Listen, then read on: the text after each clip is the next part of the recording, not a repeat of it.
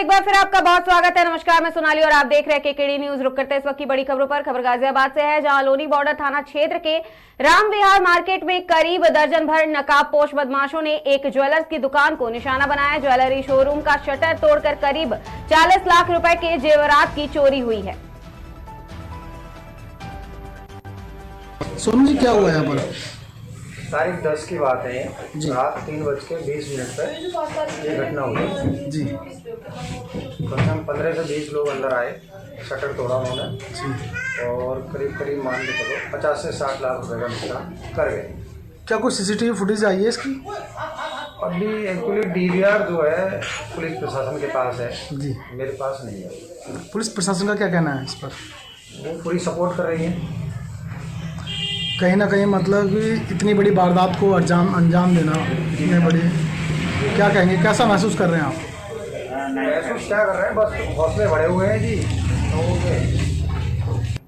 दिनांक 9-10 जनवरी की रात्रि लगभग 3 से 4 बजे के मध्य थाना लोनी बॉर्डर के बंड फाटक स्थित एक ज्वेलर्स की दुकान पर अज्ञात चोरों द्वारा शटर उठाकर काउंटर से सोने और चांदी के सामान चोरी कर लिए गए हैं। प्राप्त तहरीर के आधार पर थाना लोनी बॉर्डर पर अभियोग पंजीकृत कर लिया गया है। घटना स्थल का फोरेंसिक टीम एवं डॉग स्क्वाड टीम द्वारा निरीक्षण करते हुए साक्ष्य संकलित किए गए हैं। घटना के अनावरण हेतु स्वाट टीम एवं थाना लोनी बॉर्डर से कुल 6 टीमों का गठन किया गया है। पुलिस को कुछ अहम लीड प्राप्त हुए हैं। शीघ्र ही घटना का अनावरण करते हुए प्रकरण में अन्य आवश्यक वैधानिक कार्रवाई सुनिश्चित की जाएगी। सोनू जी, क्या हुआ यहाँ पर?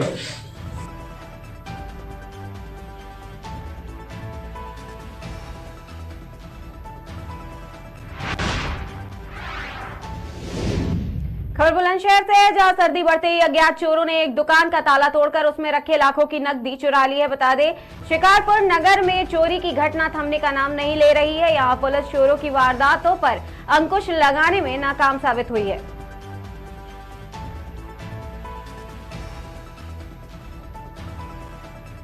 मयंक सिंघल, ये शिकारपुर के निवासी हैं, डाकखाने वाली गली के, और ये सब बिल्डिंग मटेरियल स्टोर से दुकान है लोहे की। यहाँ रात में लगभग 1 बजे शटर तोड़ के चोरी करी गई है। लगभग 3,55,000 रुपये एक और 50,000 रुपये एक ये नकदी चोर ले गए हैं। और पर्स में, वॉलेट में ATM वगैरह सारे निकाल के ले गए। 5-7 हज़ार रुपये की खुले पैसे ले गए, जो 10 के और 20 की थी। लगभग सारे पैसे 4,20,000 रुपये है। फेरीज तक ले गए, 10 के सिक्के भी नहीं छोड़े। मेन गेट लगभग 20 बाई 20 का शटर तोड़ा है और शटर तोड़कर उसमें घुसे हैं और क्या नाम है, घुसकर जब चोरी करी गई है, गहनारों से तोड़े हैं, ताले वगैरह सब केबिल। आज दिनांक 11/1। खबर बुलंदशहर से है, जहां हत्या की घटना में वांछित पुरस्कार घोषित अपराधी मुठभेड़ के दौरान घायल अवस्था में गिरफ्तार कर लिया गया है। पुलिस ने कब्जे से अवैध असला व कारतूस बरामद की है।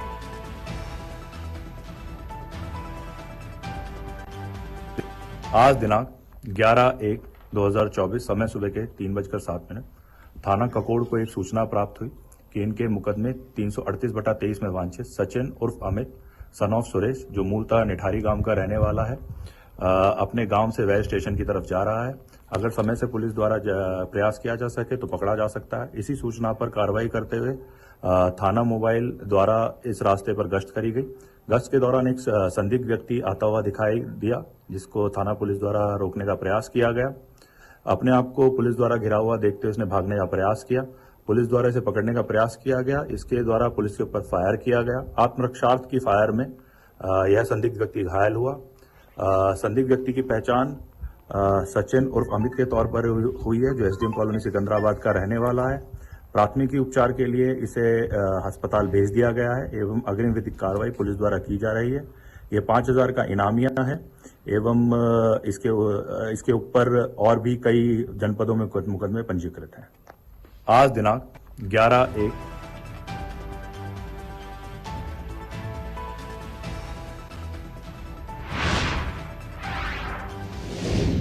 खबर चित्रकूट से है, जहां एक दिन पूर्व बरगढ़ के कोल मजरा गांव में एक महिला का अर्धनग्न अवस्था में सिर कुचली लाश मिली है। इस मामले में मृतका की शिनाख्त हुआ है। बरगढ़ थाना क्षेत्र के कोल मजरा गांव का मामला बताया जा रहा है।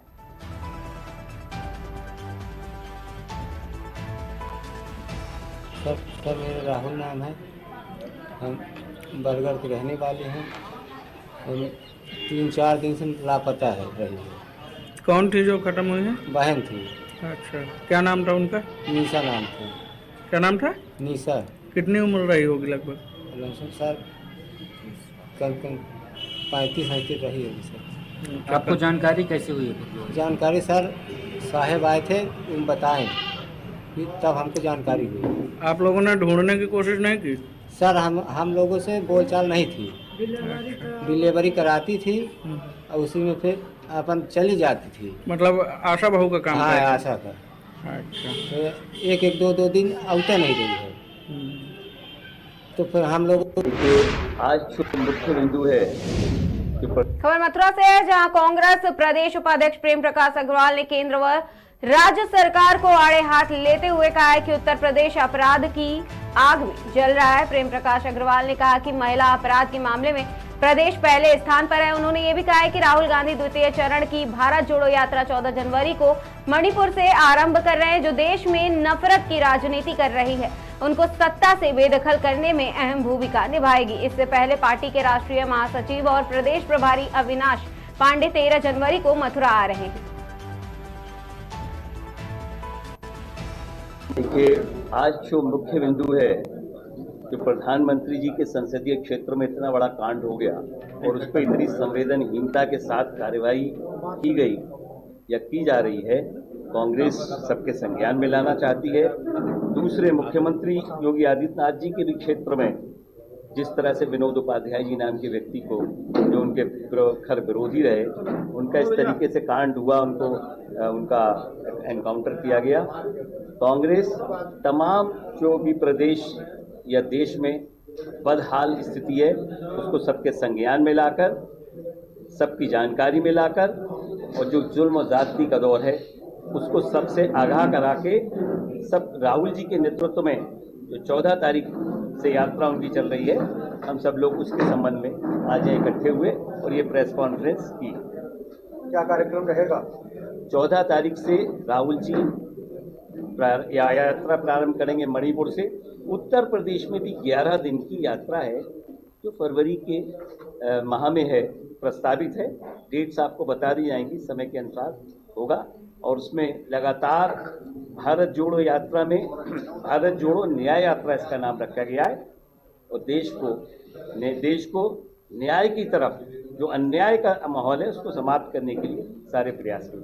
हमारी पार्टी के माननीय राष्ट्रीय महासचिव परम आदरणीय अविनाश पांडे जी, परम आदरणीय प्रदेश अध्यक्ष अजय राय जी, परम आदरणीय जनाब तौकीर आलम साहब, ब्रज क्षेत्र प्रभारी राष्ट्रीय सचिव यहाँ आ रहे हैं, और हमारे 13 जनपदों के ब्रज क्षेत्र के सभी जनपद के कार्यकर्ताओं के साथ जनसंवाद कार्यक्रम यहाँ रखा गया है, और उस जनसंवाद कार्यक्रम को संबोधित करेंगे। सब कार्यकर्ताओं को, सभी को दिशा निर्देश देंगे, और जनसंवाद और कार्यकर्ताओं के संवाद के बाद एक निश्चित रूप से मैं मानता हूँ पूरे क्षेत्र के कार्यकर्ताओं में एक बहुत बड़े उत्साह का संचार होगा, और जीदारी के साथ ब्रज क्षेत्र से ही चुनावी शंखनाद होगा।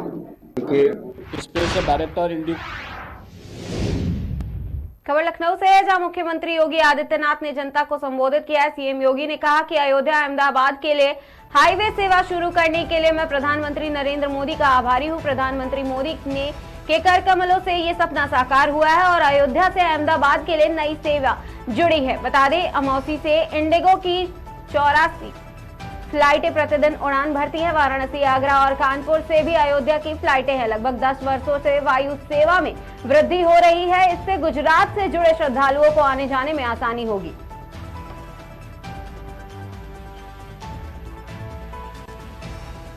स्पेशल डायरेक्टर इंडिगो से आर.के. सिंह जी, नागर विमानन मंत्रालय के सभी अधिकारीगण, उत्तर प्रदेश शासन के मुख्य सचिव श्री टी.एस. मिश्रा जी, अपर मुख्य सचिव श्री एसपी गोयल जी, आज के इस पूरे कार्यक्रम के साथ जुड़े हुए अयोध्या और अहमदाबाद से जुड़े हुए सभी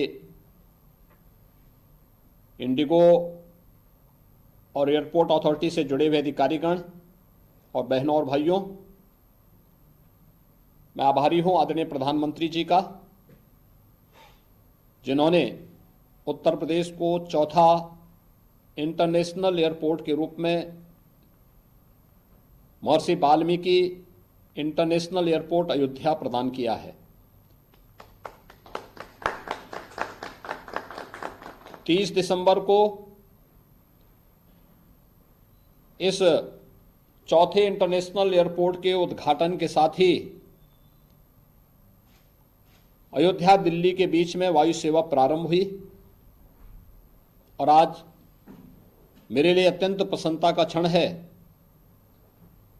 कि अयोध्या से अहमदाबाद को जोड़ने के लिए एक नई वायु सेवा इंडिगो के द्वारा प्रारंभ की जा रही है। आज इंडिगो अपनी हवाई यात्राएं सफलतापूर्वक संचालित कर रही है। गोरखपुर एयरपोर्ट से 2018 से प्रारंभ हुई वर्तमान में 4 कनेक्टेड राष्ट्रीय गंतव्य स्थलों के लिए 6 उड़ानें उपलब्ध कराई जा रही हैं। 8-10 वर्षों के अंदर पैसेंजर की संख्या में भी काफी वृद्धि हुई है। अगर हम इन सबको देखते हैं, 2016-17 में लखनऊ के लिए कुल 39,68,000 पैसेंजर प्रतिदिन वायु सेवा का उपयोग करते थे।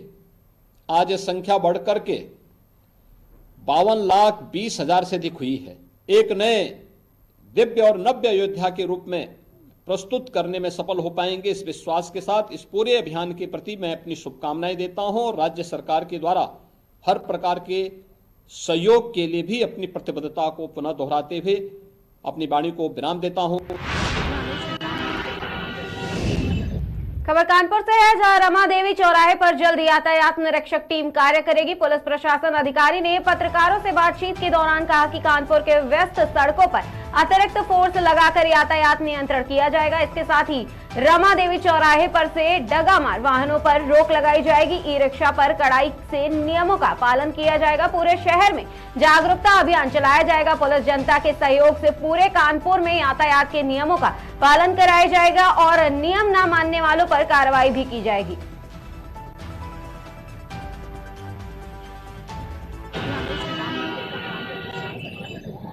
इसके तहत सभी जगह से मांग की गई थी। इसके अंतर्गत कानपुर कमिश्नरेट से भी 84 लोग, इसमें PSIs, हमारे हेड कांस्टेबल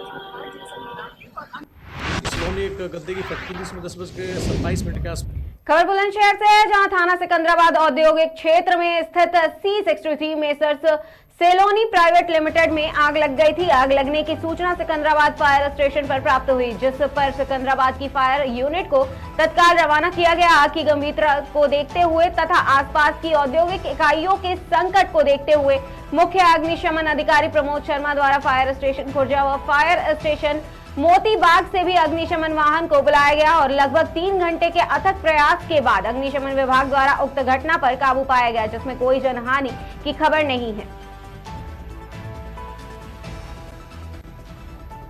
ये सलोनी एक गद्दे की फैक्ट्री थी, इसमें 10:27 के आसपास सूचना मिली सिकंदराबाद फायर स्टेशन पे आग लगने की। तो यहाँ पे तत्काल जो है यूनिट पहुंची, यहाँ से खुर्जा से और मोती बाग से भी जो प्रभारी हैं वो लोग पहुंचे और आग पर काबू पाया गया। अभी आग के कारण जो है अज्ञात हैं कि नेग्लिजेंसी से लगी है या फिर किसी शॉर्ट सर्किट से लगी है, ये अभी जांच का विषय है, इसमें जांच की जा रही है। जल्द ही इसके बारे में खुलासा किया जाएगा। लेकिन आग अभी पूर्ण रूप से बुझ चुकी है और आधा जो एरिया है फैक्ट्री का वो बचा लिया गया है। ये सलोनी एक गद्दे की फैक्ट्री